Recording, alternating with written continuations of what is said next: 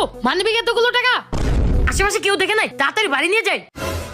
ভাইয়া ভাইয়া, কি হয়েছে? ভাইয়া দেখো রাস্তায় কি পেয়েছি। কই দেখি। আরে এই পুরাতন মানি ব্যাগটা দিয়ে কি করব? নষ্ট মানি ব্যাগ দিয়ে কি করব? তুই নে। আরে ভাইয়া, মানিব্যাগ নষ্ট হলে কি হবে? ভিতরে দেখো এটা কি। ওয়াও, মানি ব্যাগ ভর্তি টাকা।